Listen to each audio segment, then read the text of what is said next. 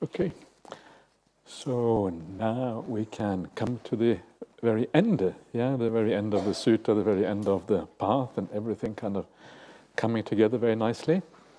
So yesterday we were looking at the Anapanasati Sutta, the Mindfulness and Breathing Sutta, which is like the main way of meditation in the suttas. And we have it, as I mentioned yesterday, it has 16 steps to it.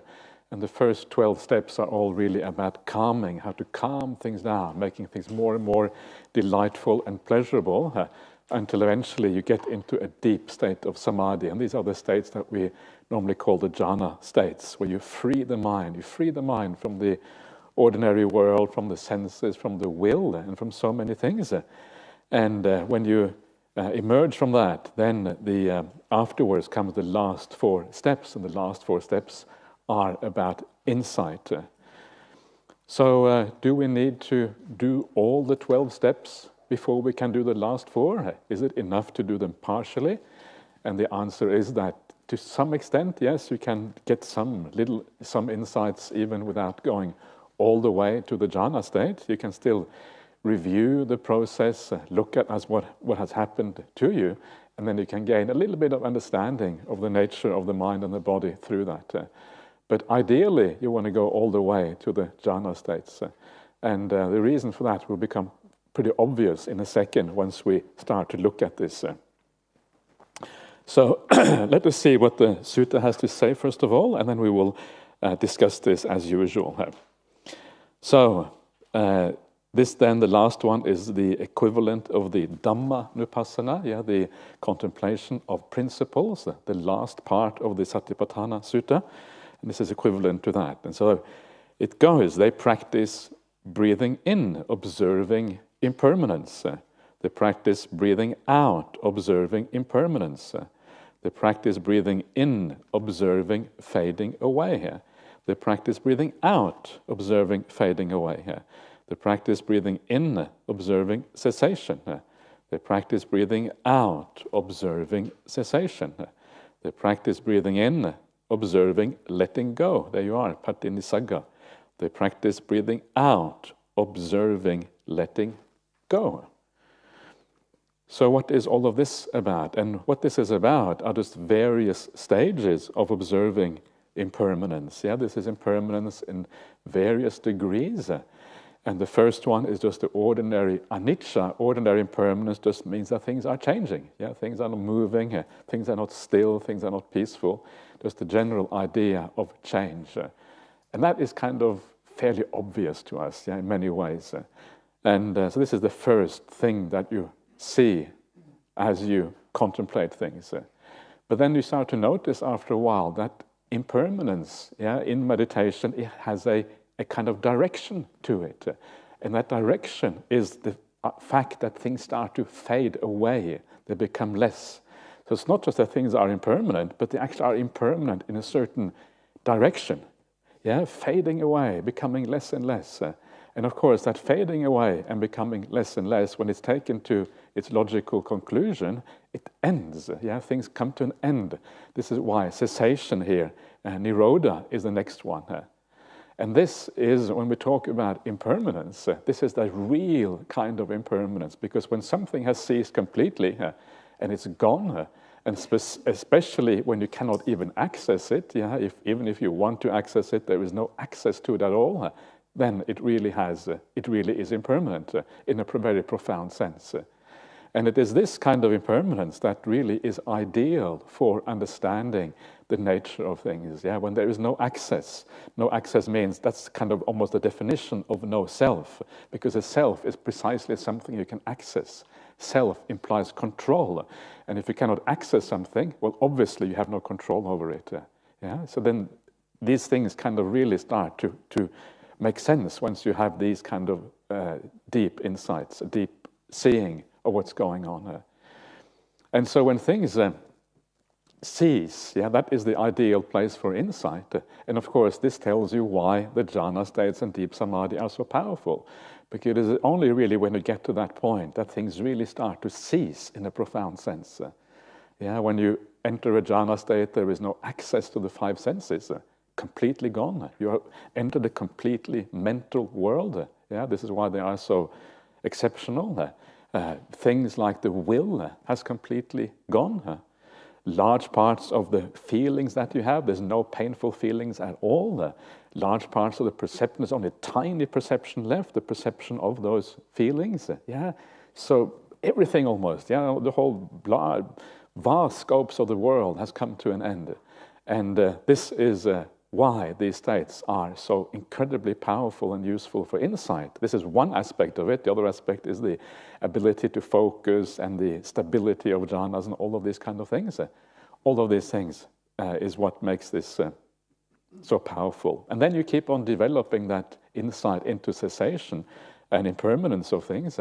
And as you do that, you undermine your very desire for these things, completely, fully. Until the point comes, you cannot crave at all for these things anymore because you realize it's kind of madness to crave for suffering. So you kind of give up the craving entirely, and that is the last step of this process called pati nisagga, which here is rendered as letting go. This is how this process works. So what exactly is it that we are contemplating in this way? What is it that's going on? And what we are contemplating in this way is the process that we have been through. The previous 12 steps. As you go through that process, these are the things that happen. Things are impermanent, things fade away, and eventually they cease when you enter a jhana state. So you contemplate the process of meditation itself. It's a little bit like what we try to do at the end of the meditation here. Contemplate what you have done. But initially, in a more basic sense, just to understand how you become peaceful, but ultimately also looking at the process of cessation.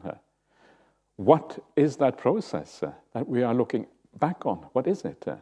And that process is the 5 khandhas. That is what it is. The 5 khandhas are the 5 aspects of personality. Someone asked yesterday, how do we think about the 5 khandhas? Panchupadana khandha. How do we think about that? Well, this is how you think about it. It is your experience right now. What are each one of us experience right now? It is the 5 khandhas. You feel something physical, you see shapes, this is rupa. There is a sense of whether it's pleasant or unpleasant, that's vedana. The feeling. There's a perception. You perceive all kind of things. People, ceiling, room, sound, meaning, whatever it might be. There is a will. You are applying yourself to something. You're applying yourself to maybe listening. Maybe not, I don't know. Whatever it might be. And there is, of course, consciousness. Consciousness is just the awareness, the ability to be here, to be aware. That is a consciousness. So all of these things it is just our experience right now, and also our experience here in meditation practice itself. So as you go through this process of meditation, what you are seeing is, what you are getting insight into is the 5 khandhas, the 5 aspects of personality. That is what you're getting insight into. This is how insight into the khandhas happen. It's one of those slightly mysterious things. Sometimes you read the suttas and they just say, you practice and you understand the 5 khandhas, how they arise, how they pass away, what they are, and then you become enlightened. And you wonder how do you do that? It isn't really specified. This is how you do it. This is how the 5 khandhas become clear to you what they are and how they actually gradually disappear. So take, for example, the body. Initially, the body is quite prominent. You can feel the aches and the pains and the problems in the body. As you go deeper, the body kind of starts to fade away. Initially, the pains and aches, they come and go. That's anicca, impermanence. Then the body starts to fade away. It is like the prominence of the body. It kind of goes into the background. Occasionally, you might feel it. There might be pain that kind of comes through your experience. But eventually, the body is completely gone. When you come close to the jhana experience, you will not really feel the body anymore. There might be a slight remnant left of the body, maybe through the breath, experience of the breath or something like that. And then when you get to the jhana experience, it is completely gone. There's no access is possible anymore to the physical body. And then when you look back upon that experience afterwards, what do you see? Well, you see the impermanence of the body. you see that it is suffering, it is problematic, because without the body, everything is just blissful and happy, yeah? You realize the body is pretty useless, yeah? Get rid of the body, you realize it is non-self because you can't access it. That which you cannot access, that which you cannot control, has to be non-self. This may seem theoretical, but when you see it, yeah, that's when you realize, wait a minute, this is obvious, cannot be a self. The body's got nothing to do with me. It's just this thing that kind of exists in the world. But actually, it arises out of the four elements of the earth and whatever, and then it goes back to the four elements when you die, and this body is no different from that. And you kind of, the body is no longer, you look at the body very differently. So the body is one thing. Five senses, yeah, very similar kind of thing. When you sit down, your senses are still active. You hear, you can even see, perhaps you can see the light through your eyelids, perhaps, yeah, you're still seeing in a certain way. And then as you deepen your meditation, first of all, you see the impermanence, you hear, you don't hear. Then you see the gradual fading away of the five senses, how your hearing becomes a bit more distant, how your sense of sight eventually turns off completely. There is no seeing even through your eyelids anymore, it's completely gone. There's no seeing there. The body, no feeling of the body, and gradually fading away. This is the viraga, until that too disappears completely when you enter a jhana state. Completely gone. Cessation. And then it's obvious, first of all, that the five senses are suffering, because it's far better to be without them than it is to have them. They are suffering. That they are non-self, because again, you cannot even access the five senses in a deep state of samadhi. Then you get insight into the five senses. Well, which khandha is that? Well, it's a mixture of many khandhas coming together. So you get an insight into the form khandha, perception, because the five senses are certain perceptions, it includes certain feelings, certain types of consciousness. So a large number of khandhas you get insight into by seeing the impermanence and the fading away and cessation of the five senses. Then there is the will. The will is exactly the same thing. When you start out, your mind may be quite active, maybe moving around, listening to this, thinking about that. And as you calm down, your will gets more and more. It gets more and more peaceful, and that is the sign that the will is dying down. Gradually fading away. And again, eventually you reach a state of cessation of the will when you enter a jhana state. The will is completely gone. And that is when Ajahn Brahmali says the will is a torture. The will tortures you, it torments you.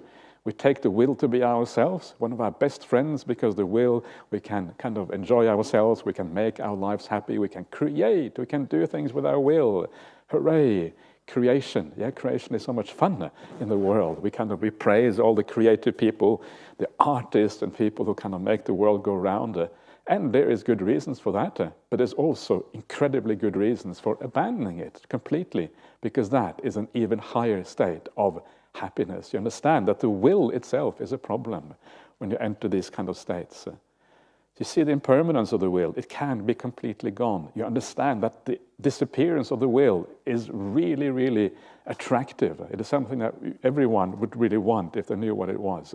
And it is non-self. Why?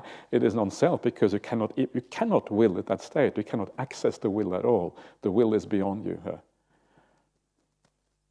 And then you can carry on in this way. And these are some of the most important things that you see in the jhana states. You can do the same thing with the feelings. You start to see that certain feelings fade away. Painful feelings, all painful feelings gradually disappear until they are completely gone. No more painful feelings in jhana, just bliss, nothing but bliss all the time.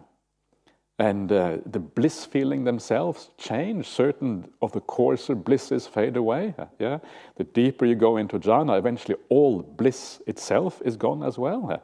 Fading away, ceasing, outside of our control, impermanent, suffering and non-self. It disappears, and then you feel better as a consequence.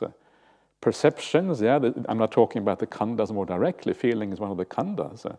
So the form we talked about through the body and the senses, the feelings, the perception, how your perception starts out with a coarse perception of the world, the breath, the body, and gradually the perception becomes more and more refined until there's nothing left except just bliss. That's the only perception you have. The bliss and perception and feeling almost merge into one thing. The will I've already talked about, and consciousness itself fading away. They talk about 6 classes of consciousness, one for each of the senses. And when you enter the world of the mind, only one class of consciousness is left, the class of mental consciousness. The other 5 are gone, disappeared, ceased. You cannot access them anymore. So this is how insight happens. This is how you start to understand the 5 khandhas from your personal experience. And the reason why the Buddha divides the person into 5 khandhas in this way is because these are the areas where we tend to see a self. If there is a self anywhere, these are the areas. Consciousness, awareness, if you like. The doer, I am the doer, I am the agent in the world. And so this is why we focus specifically on those areas, because that is where we can unravel this illusion that we carry with us at all times from a Buddhist point of view. So that is the idea of practicing insight. This is kind of how this works. And as you keep on doing this, as you keep on seeing the cessation of things, as you keep understanding dukkha, the suffering or the pain or the problems or the unsatisfactoriness of existence deeper and deeper, ultimately you see it is all problematic, then of course you cannot really crave for what is suffering.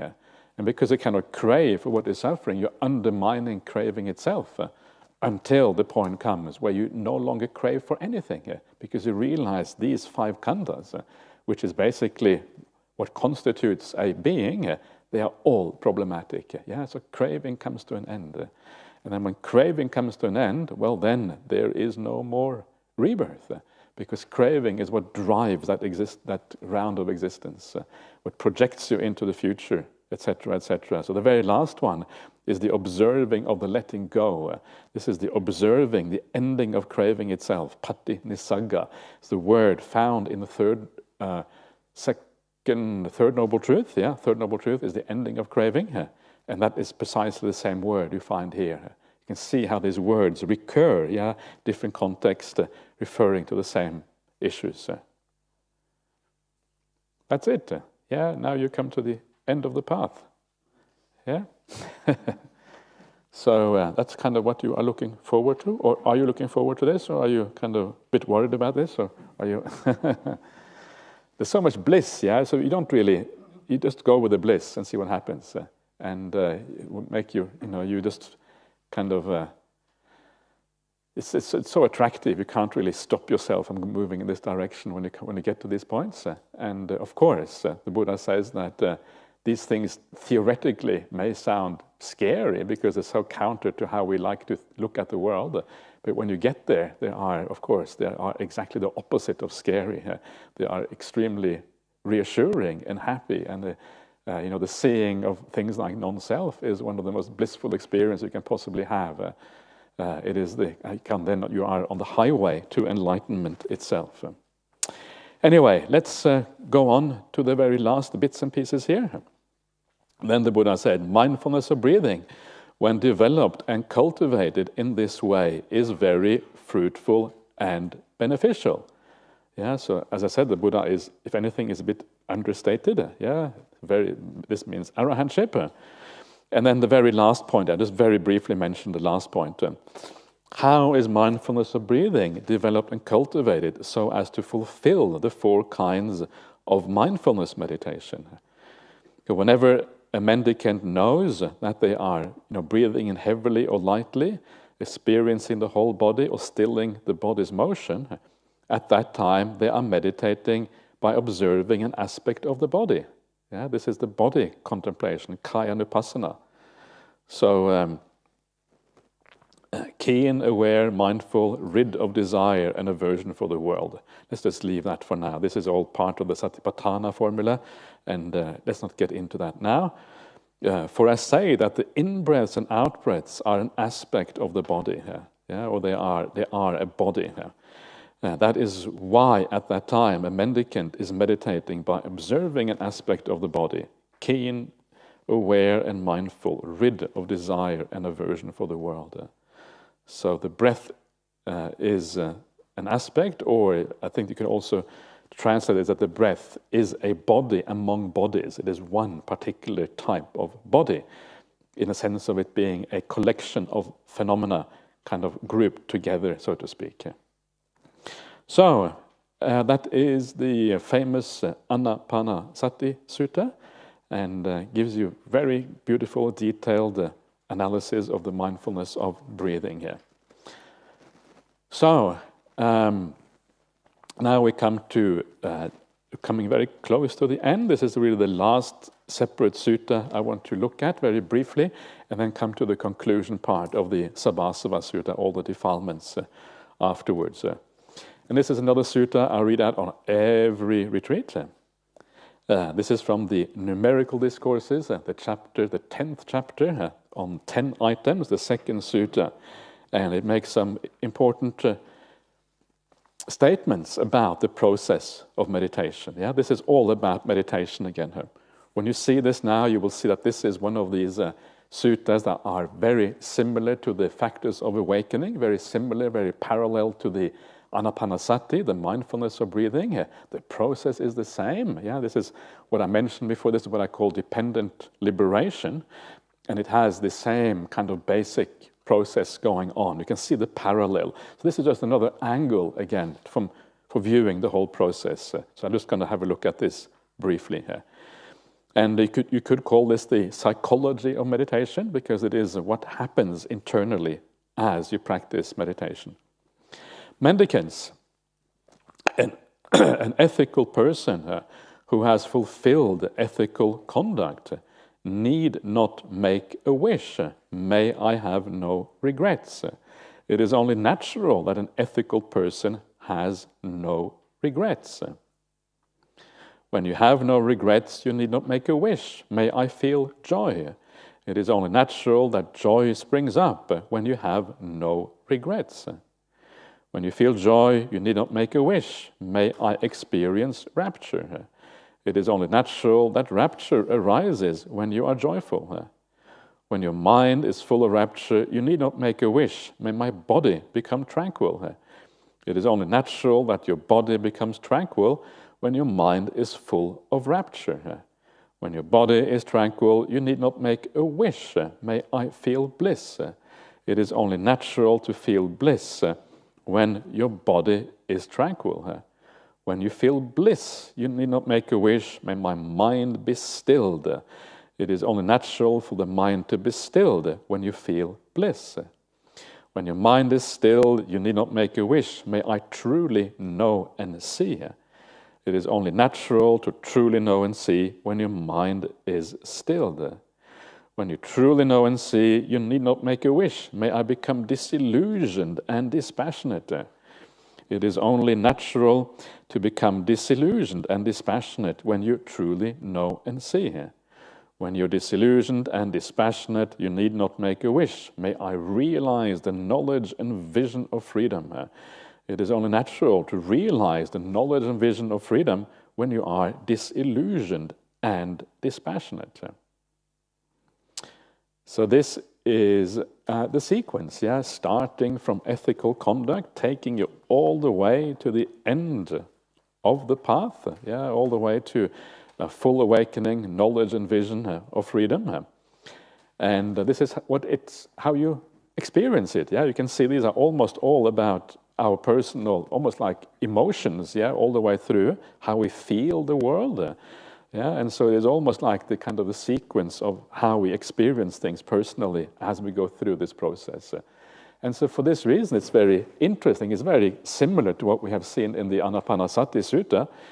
All of these things are maps. They are kind of giving us the terrain that we have to traverse to reach awakening and freedom. This is kind of the idea here. And of course, you need maps. Without the map, there's no way you're going to reach your goal. And this is that map. And again, The emphasis here on happiness and happy states, yeah, joy, rapture, bliss, tranquility, stillness of the mind, yeah, it's just kind of overwhelming, and all that bliss and stillness happens even prior to the insights, and then the insights are based on that stillness. And of course, those insights then even give rise to even more stillness and bliss as a consequence.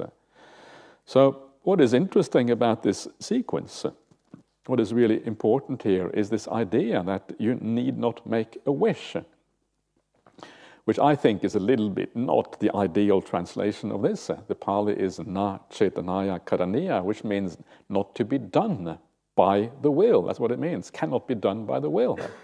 Why cannot not be done by the will? Because it is dhammata. Yeah, he says here that it is only natural. I would say it is according to nature. I would say, in my opinion, a maybe slightly preferable translation. Yeah, it is in accordance with nature that this happens.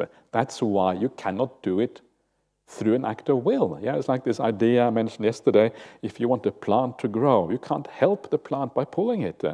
Yeah, the plant will probably say, no, thank you, I will just go my own speed. And pulling it is not going to really be the path to make nature do things differently. Exactly the same thing is true for meditation practice. It is nature, and because it is nature, you have to get out of the way. Will is going to be counterproductive. It's actually going to destroy what is going on. Yeah, that is kind of the point here. It cannot be done by an act of will. So this is one of those important things. This is why this is a natural process, meditation. Yeah, I have talked a little bit about nudging the mind. Ideally, you don't even want to nudge the mind. You just want the whole thing to take its course. But sometimes a bit of nudging may be just be required. So then what? If this is a natural process, how come it isn't happening? How come you're all not enlightened already? Or maybe you are. I don't know. Are you enlightened? Maybe not. It would be really strange if everyone was enlightened already, and it would be great, but that doesn't normally happen on these retreats. So the reason is very simple. Yeah, the reason is that because this is a natural process, there is a reason why it doesn't go all the way to the end, and the reason is because the foundation is not solid enough yet. If the whole thing is natural process, and the very first one, the root cause, the thing which is the foundation for everything, yeah, that is the one that needs to be strengthened. And what is that foundation? Well, you see here, it is sila, yeah, it is ethics. That is that foundation. So if you live a life which is absolutely 100% pure, you always have metta and compassion for everyone around you all the time, yeah, and you never kind of think a bad thought about anyone, and you act in accordance with that through your actions and speech. If you are super duper pure, then this whole path would just go like that, yeah, with no problem at all, because you already have no defilements in your mind, yeah, you already have kind of lots of happiness in ordinary life, and then this whole thing kind of works out.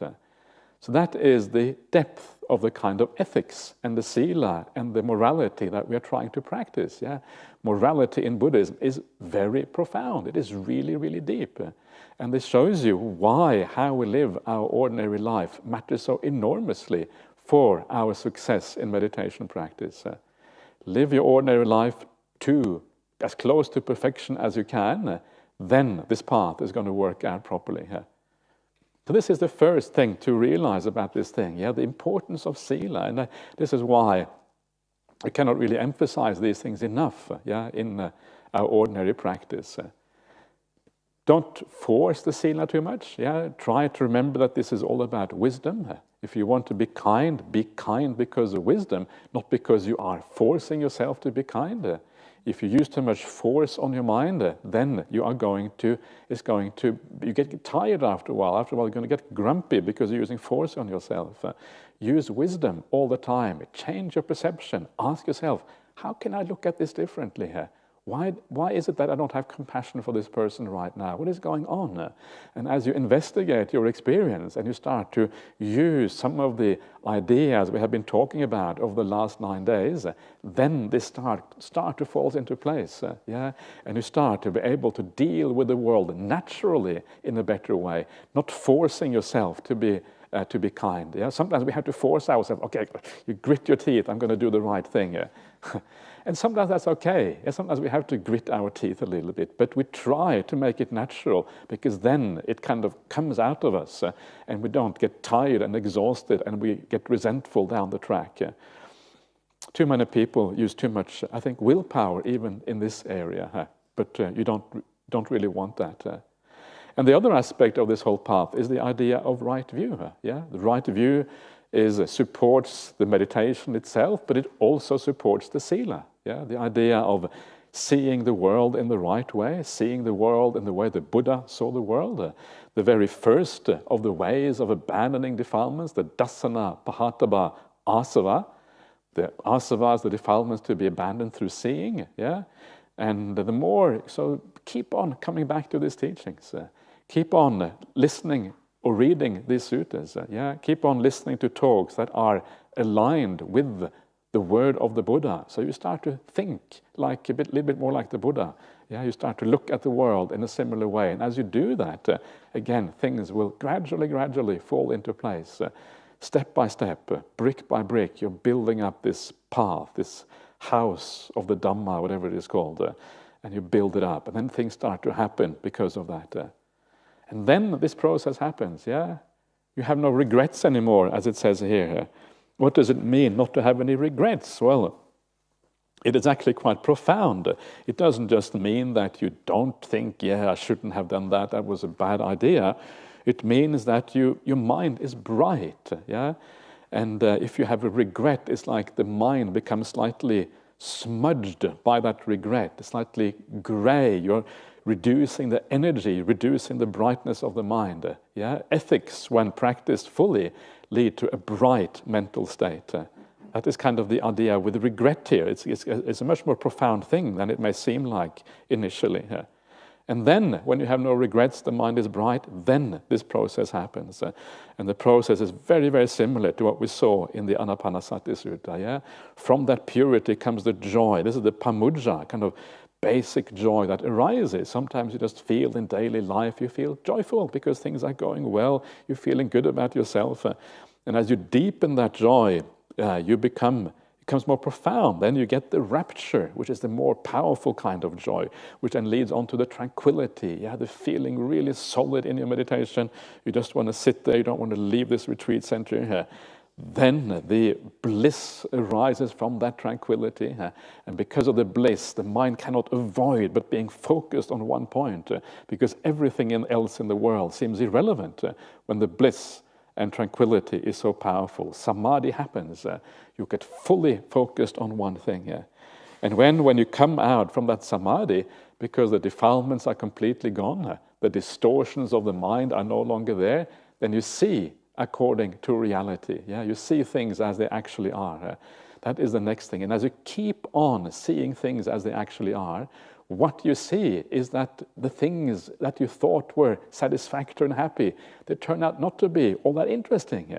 They are impermanent, they come to an end, and when they come to an end, you are so delighted for them to come to an end. You realize that there is so much suffering you didn't even know existed before. You didn't know that these things were problematic. You turn off the sense of sight, you turn off your senses, and lo and behold, you feel liberated from the senses.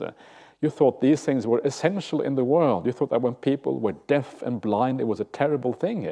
But actually, if you are deaf and blind in the right way, it's marvelous. May I be deaf and blind. That's how you start feeling. Because you realize all this impingement is just a burden. You have to see all this stuff all the time. It just keeps your mind busy. You know what it's like when you meditate, you close your eyes. Sometimes it's just so peaceful to close your eyes, to blot out the world. Because it simplifies so much. And this is kind of what you are starting to see. You're starting to understand what is really suffering in this world. And the more you see of that, gradually by seeing things according to reality, you broaden out this vision more and more until you see that everything really is stamped by this characteristic of suffering. And when you see that everything is suffering, your mind turns away from it. The mind always turns away from that which is suffering. Yeah, it's like that famous simile of putting your hand on the hot plate. You don't need to think, should I retrieve my hand from the hot plate? If you think for that 1 second too long, you burnt yourself really badly. You just automatically, it's like a reflex reaction, you pull it back. In the same way, the mind's reflex reaction when you see the reality is to turn away. This is what he calls disillusionment here. It's nibbida. It can also be translated as aversion. It's a turning away from things. It's a being repelled by it. This is what happens at this deep stages of insight. And when you are repelled by things, eventually your interest in them disappears. Craving goes down. Craving itself disappears. This is what the idea of dispassion, viraga. There's no interest in that world, and the interest can no longer re-arise, and then you are liberated because there is no craving. And liberation means that there is no more suffering. You have eliminated, abandoned suffering. You have abandoned the defilements of the mind. You are freed from the oppressiveness around you. Things that you didn't even know were oppressive initially, suddenly you see everything in a new light. That is the very end. And when you get there, you know, you realize the knowledge and vision of freedom. You know that you are liberated. It is not, am I an arahant or am I not? No, you know, this is it. I come to the end. There is no more rebirth. If you have doubts whether you're an arahant, I can guarantee you, you're not an arahant. So then you come to the very end, and then the Buddha says, and so mendicants, good qualities flow on and fill up from one to the other, from going from the near shore to the far shore. So you build things up, and things flow one into the other. Sometimes you feel that you come to a plateau. You don't go forward anymore, and then you just have to ask yourself, well, why is that? And then you will start to unpack the problem, and you will start to see that maybe there is something in your conduct you can improve upon a little bit, and maybe there's something in your view that you can change to make this path work better. And this is what you do. So when you plateau, that is a sign that there is something that you haven't fully kind of got around to fix up yet. So it is kind of really exciting. This is what is ahead of you. All this joy, all this happiness. This is what this path really is about. And if you haven't got there yet, if you feel that you're still kind of trying and, with the preliminaries of the path, you just have to keep on going. And as you keep on going, you will start to uncover what the problems are. And then eventually you will kind of start to enjoy these kind of things. It's an amazing path. Look at that kind of sequence there, of all that happiness, all the joy, the tranquility. I mean, how could anything be more attractive in the world? Why isn't everyone a Buddhist? I don't get it. Why isn't the whole world Buddhist? This is kind of what it means, And perhaps the reason is because we say, everything is suffering. That's maybe the part of the problem. It's a marketing problem. That's what I reckon. And we have to remember the reverse side of this. The reverse side is the joy, the happiness. The reason why we keep on saying everything is suffering is because that is kind of the Buddha's point of view. But sometimes we need to kind of get back down to earth and see it from an ordinary person's point of view. And from their point of view, it is just this amazing path with just kind of extraordinary results. And part of that is to see things according to reality. Is there anyone who does not want to see things according to reality? Of course we want to see things according to reality. When you see things according to reality, it gives you the data that makes it possible for you to know what to do. If we are deluded, if we are blind about the world, how can we possibly make good decisions? It's impossible, right? So seeing things according to reality is equivalent to wisdom. It is what allows us to kind of to head in the right direction, to make good decisions about things. That is why it is such a marvelous thing here. So that is the Buddhist path for you here. So let's come back to the sutta that we started with. the sutta on all defilements. This is the very last bit of suttas on this retreat. So this is the kind of conclusion paragraph of the Sabbasava Sutta, Majjhima Nikaya number 2. So this is what the Buddha says at the very end. Now, take a mendicant, or an upasaka or upasika, who, by seeing, has given up the defilements that should be given up by seeing. By restraint, they have given up the defilements that should be given up by restraint. By using, they have given up the defilements that should be given up by using. By enduring, they have given up the defilements that should be given up by enduring. By avoiding, they've given up the defilements that should be given up by avoiding. By dispelling, they've given up the defilements that should be given up by dispelling. By developing, they've given up the defilements that should be given up by developing. They're called a mendicant who lives having restrained all defilements, who has cut off craving, untied the fetters, and by rightly comprehending conceit has made an end of suffering. That is the end point of this path. You have made an end of suffering. You have restrained all the defilements. You can now see that restraint here is a very loose term that means that you make an end of these defilements, through wisdom, through seeing, through understanding. You have cut off craving. You have no longer any interest in this world. You have no longer any interest in even existence itself. It's kind of hard to really kind of fully understand, but that is the whole point. You have untied the fetters. You have untied these ties, the ropes that tie you to existence. And the most powerful of those ropes is the rope of the sensory world. And the secondary one is the rope of I am, of a personal existence. And by rightly comprehending conceit, in other words, by understanding the idea of I am, and understanding why that is just an illusion. It doesn't correspond to any reality. And the way we look at the world is kind of through this veil of delusion and misunderstanding. You have made an end of suffering. That is what the Buddha said. Satisfied, the mendicants were happy with what the Buddha said. So, I hope you are satisfied too. So obviously when the Buddha says these things, it will be very, very powerful. You can imagine being there when the Buddha says these things. It would have been pretty awesome, as they say. And there, the path is finito. And what now? What next? The path has come to an end, but we haven't yet traveled that path. So what should we do to make sure that we can actually make progress on this path? And you know what I'm going to say already, because I've already told you at the beginning what I was going to say at the end. So it's kind of, there's nothing kind of remarkable about this. But the idea is, to be able to make this happen, the most important thing is that you keep on doing these things. The hardest part in Buddhism, as I like to say, is the commitment and the perseverance to the path. That is the hardest part. The hardest part is not to know what to do, because actually it is not that mystical. Some of the things that we have talked about may seem strange, they may seem, especially if you are beginners to Buddhism, may seem really kind of out there, and you wonder whether it's right or not. And that is true. Some of these ideas are strange, not strange and difficult in the sense that they are hard to do.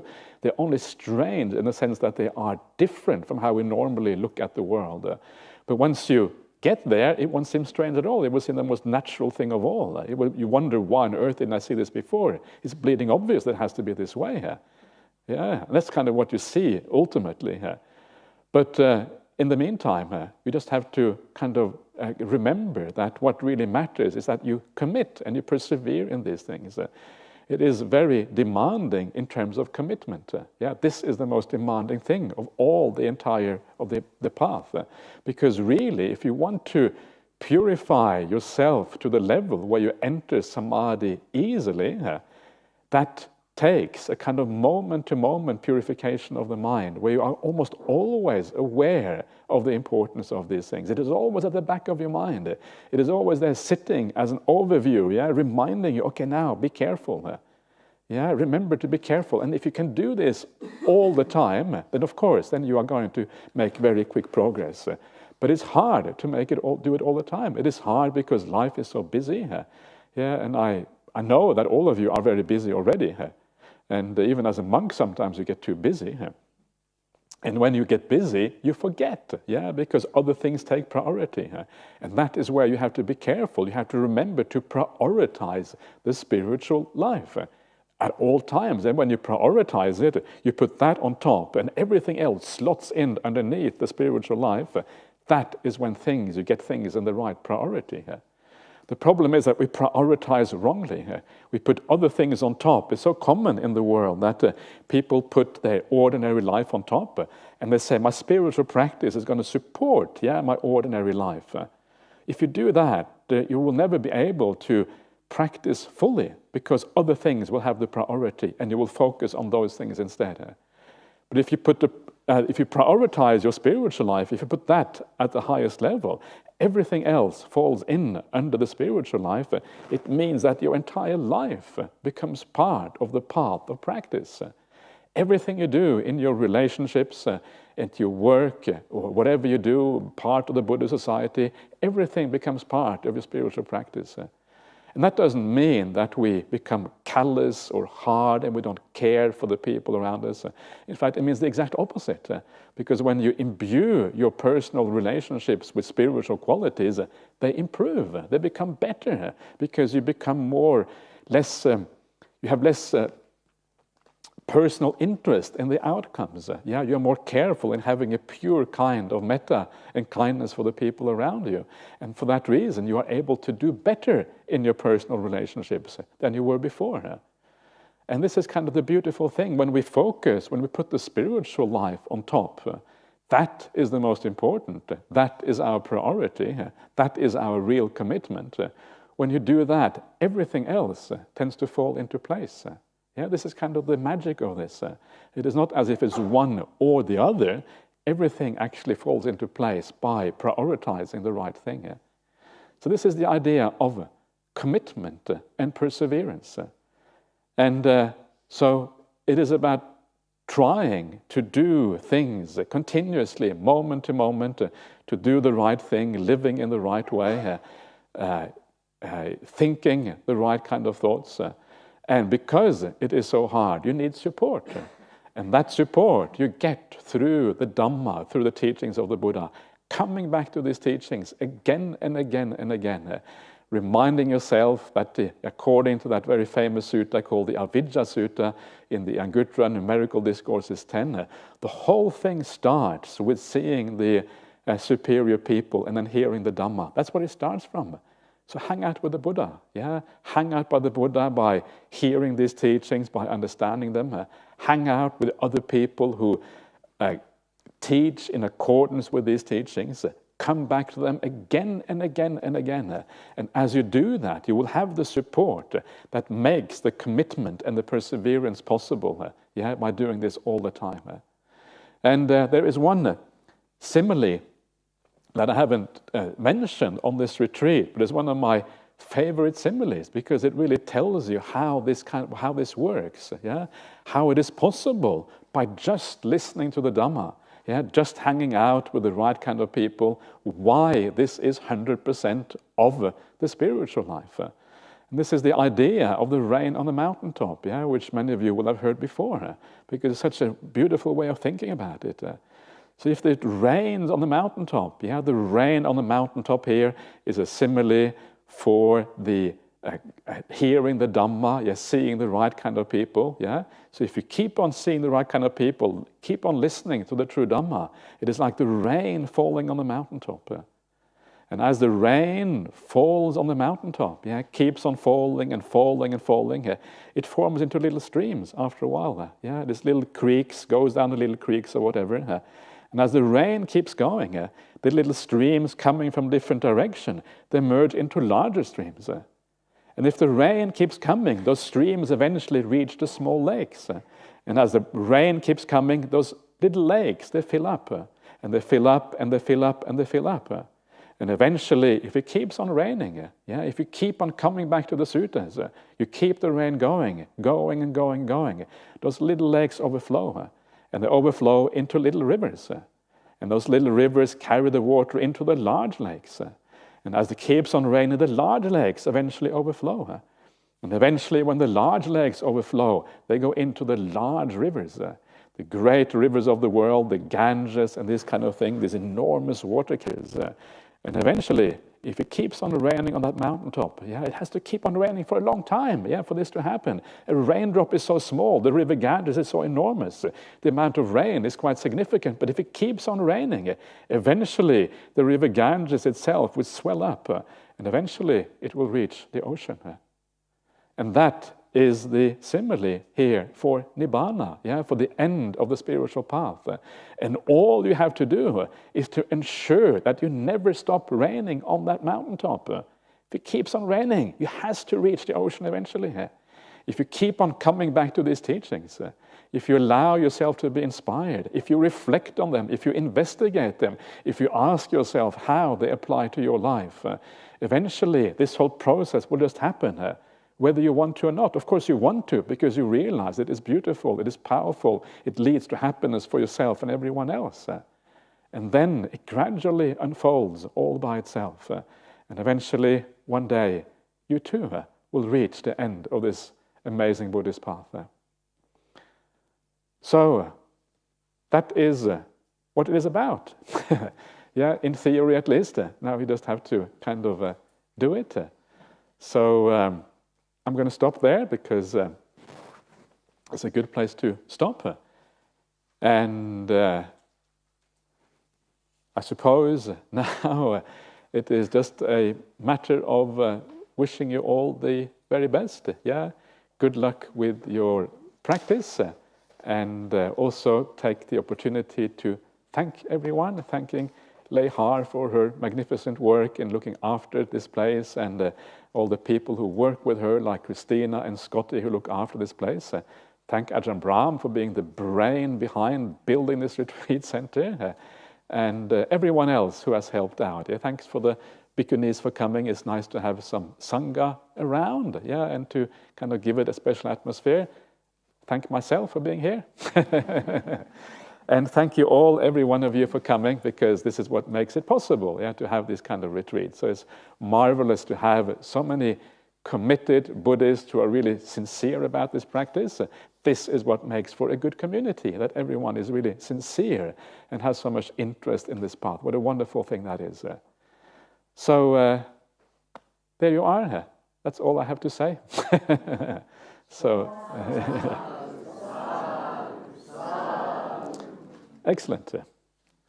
Okay, so Lei Har, you are now in charge. I'll hand it all over to you. And if anyone has any last things you would like to talk about or whatever, I'll sit here for a couple of minutes. I know, Ching, I have something just something quick for you. If you can come up for a second afterwards, that'd be great. Yes, we just... 5 precepts. So we'll do that. Let's first of all just pay homage to the Buddha Dhamma Sangha before we do anything else. Just do the Arahang Samma Sambuddha for the last time.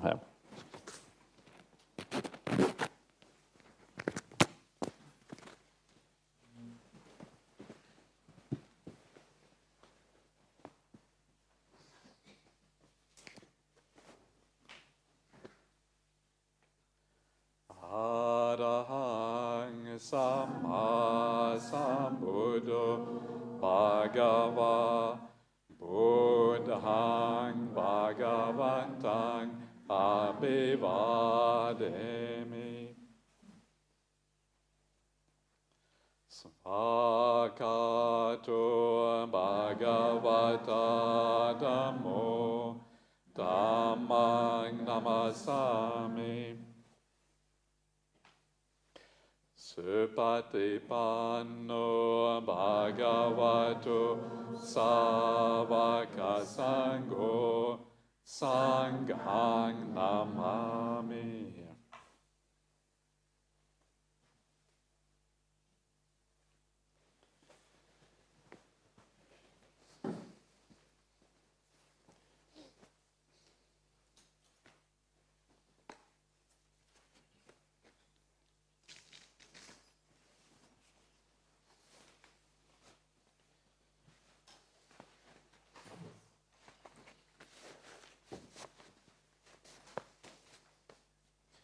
Okay, if any one of you wants to take the 5 precepts, please just come up and we can do that as the last thing.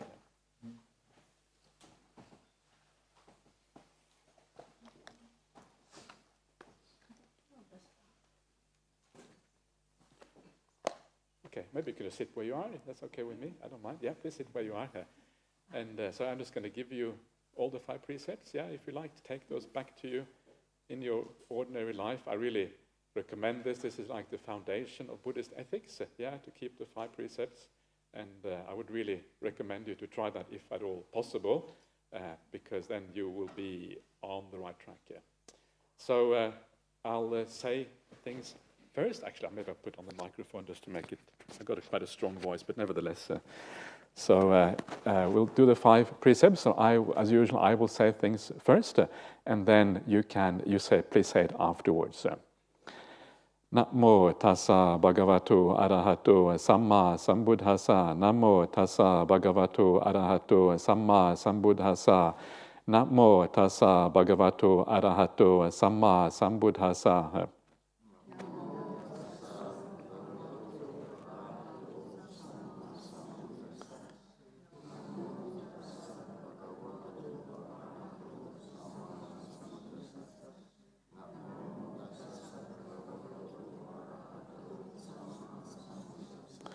Buddhang saranang gacchami. Dhammang saranang gacchami. Sanghang saranang gacchami. Dutiyampi buddhang saranang gacchami. Dutiyampi dhammang saranang gacchami.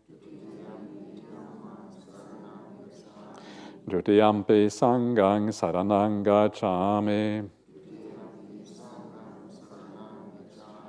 Tatiyampi buddhang saranang gacchami. Tatiyampi dhammang saranang gacchami. Tatiyampi sanghang saranang gacchami. Ti saranagamanaṃ nittitaṃ. Pānati pātā veramani sikkhapadang samadhiyāmi.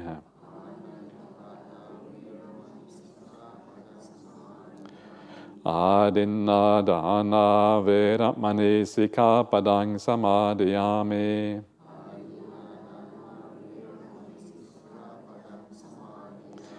Kāmesu micchācara veramani sikkhapadang samadhiyāmi.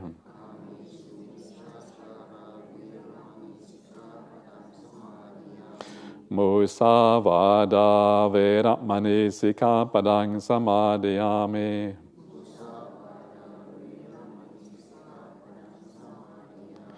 Sura meraya majjapamadatana veramani sikkhapadang samadhiyāmi.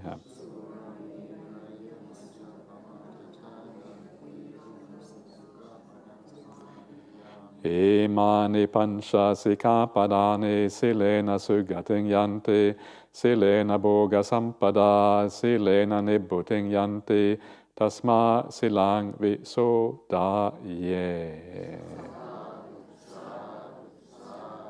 Excellent. Marvelous. Well done, everyone. Okay, take care and see you next time.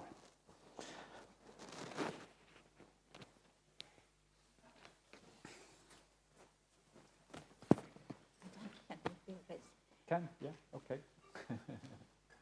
Very good.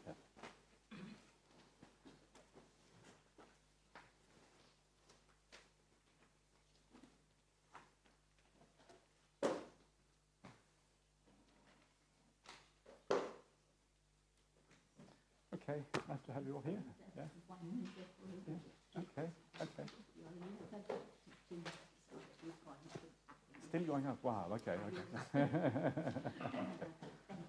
Okay. Very kind of